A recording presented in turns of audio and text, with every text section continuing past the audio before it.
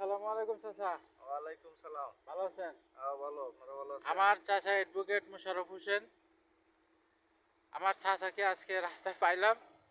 আমার চাচার কাছ থেকে একটা উপদেশ নিতে চাই এবং আমরা দেশের যারা আছে আমরা সবাই একটা উপদেশ নিতে চাই। উনি আইনজীবী হিসাবে আমাদেরকে একটা কি উপদেশ দেয় আমি শুনি। একটা উপদেশ দেন আমাদেরকে যাতে আমরা আপনার উপদেশটা শুনে আমরা উপকৃত হতে পারি, এরকম একটা উপদেশ। যাই হোক, আপনাকে ধন্যবাদ। তো আমার 15 বছরের ওকালতি জীবনের অভিজ্ঞতায় দেখলাম, যত দ্বন্দ্ব, যত সংঘাত সব কিছু হলো ভাই বোনের মধ্যে অথবা চাচা ভাতিজার মধ্যে, মানে সম্পূর্ণ নিজেদের মধ্যে। তো আমরা যদি নিজেদের মধ্যে এগুলা নিজেরাই মীমাংসা করে যেতে পারতাম, তাহলে আমরা কিন্তু ধ্বংস হইতাম না।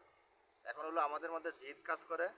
এই জিদের বশবর্তী হইয়া আমরা মামলা মোকদ্দমা করি, একজন আরেকজনকে মিথ্যা মামলাতে ফাঁসাই। তাহলে এই অবস্থা থেকে যদি আমরা উত্তরণ চাই, তাহলে অবশ্যই আমাদের মধ্যে, নিজেদের মধ্যেই নিজেদের বিষয়গুলো মীমাংসা করলে আমরা ভবিষ্যতে ভালো এবং সুখী জীবনযাপন করতে পারবো।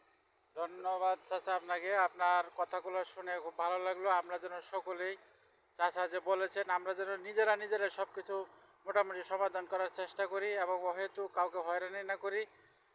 এটাই তো। হ্যাঁ, হ্যাঁ। ধন্যবাদ সকলকে। ভালো থাকবেন, এই হিসাবে চলার চেষ্টা করবেন। আসসালামু আলাইকুম।